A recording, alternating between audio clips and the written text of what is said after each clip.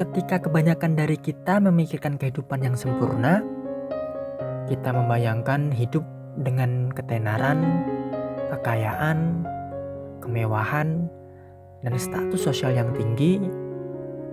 Lalu kita membayangkan kehidupan dengan memiliki power atau kekuasaan dan mampu memenuhi keinginan apapun yang kita inginkan. Tapi jika hanya kekuasaan yang kamu butuhkan untuk bahagia, berarti setiap pebisnis kaya, selebriti papan atas, dan pejabat, pasti mereka semua adalah orang yang paling bahagia. Tapi bukan itu masalahnya. Dari salah satu kategori ini, kamu pasti dapat menemukan seseorang yang hidupnya penuh dengan stres, kehampaan, dan kesedihan. Kekuasaan duniawi bukanlah jalan untuk menuju kebahagiaan. Lalu apa? Yaitu dengan menguasai dirimu sendiri. Lebih tepatnya, menguasai keinginanmu sendiri. Menurut filsuf Yunani kuno Epicurus, kunci kebahagiaan terletak pada penguasaan keinginan kamu sendiri. Ketika kamu menginginkan hal yang benar, kebahagiaan adalah produk turunannya. Lalu, apa hal yang benar itu? Epicurus membagi keinginan kita menjadi 3 kategori. Yang pertama, keinginan yang diperlukan. Yang kedua, keinginan bermewah-mewahan. Dan yang ketiga, keinginan yang sia-sia. Kategori yang pertama adalah keinginan yang diperlukan. Ini adalah keinginan yang perlu kita penuhi untuk tetap bertahan hidup. Seperti pakaian, makanan, dan rumah. Kenikmatan yang muncul dari pemuasan keinginan-keinginan ini akan berlangsung lama. Pikirkan saja bagaimana rasanya tidak lagi lapar, haus, atau tidak lagi kepanasan, kehujanan, dan kedinginan. Ada kepuasan yang berlangsung lama yang datang dengan memuaskan keinginan yang diperlukan. Kategori yang kedua adalah keinginan bermewah-mewahan. Keinginan ini banyak didambakan oleh orang-orang. Contohnya seperti pakaian branded dan mobil mewah.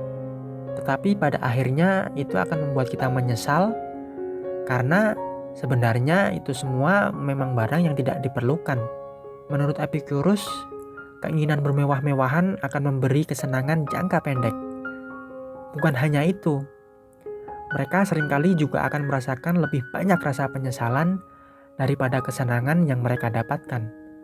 Misalnya, kita terlalu banyak makan junk food.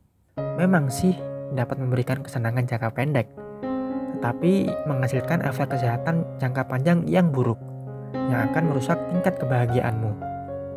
Kategori yang terakhir adalah keinginan yang sia-sia. Keinginan-keinginan ini tidak terbatas dan tidak pernah bisa benar-benar kita puaskan.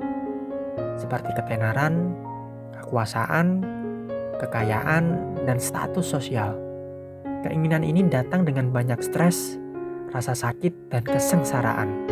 Seperti yang dikatakan orang bijak zaman dulu, jika yang kamu inginkan hanyalah harta, maka nggak akan pernah ada habisnya. Ketika kamu mulai bekerja dan memiliki penghasilan, kamu berpikir bahwa punya smartphone keluaran terbaru demi mengikuti tren akan membuatmu bahagia. Lalu kamu mempunyai keinginan untuk membeli mobil agar diakui teman-teman, dan kamu pikir itu bisa membuat kamu bahagia. Kemudian kamu ingin membeli jam tangan dengan alasan untuk berganti gaya, lalu baju dengan alasan juga untuk berganti gaya, lalu sepatu, tas, jaket, topi juga dengan alasan yang sama. Pada titik tertentu, kamu bakalan menyadari bahwa menuruti keinginan bermewah-mewahan gak akan pernah ada habisnya. Menurut Epicurus, orang yang hanya menginginkan apa yang diperlukan akan menjalani kehidupan yang paling bahagia. Orang yang hanya menginginkan apa yang diperlukan adalah seperti orang yang hanya menginginkan segelas air untuk memuaskan dahaganya. Keinginan mereka mudah dipuaskan dan membawa kepuasan jangka panjang.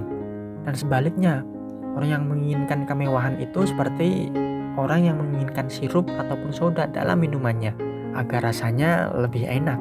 Dibutuhkan lebih banyak effort atau usaha untuk memuaskan keinginan ini, dan kesenangan yang ditimbulkan biasanya hanya berumur pendek. Orang-orang seperti inilah yang akan tersiksa. karena mereka cenderung tidak bisa minum air mineral hanya untuk menghilangkan dahaganya. Lalu, orang yang memiliki keinginan sia-sia dianalogikan seperti orang yang memiliki lubang di cangkirnya. Gak peduli seberapa banyak air yang dituangkan ke cangkir itu, air yang kita tuangkan gak akan pernah terisi penuh. Jadi bagaimana filosofi ini dipraktekkan dalam kehidupan Epicurus sendiri? Epicurus hidup dengan sederhana.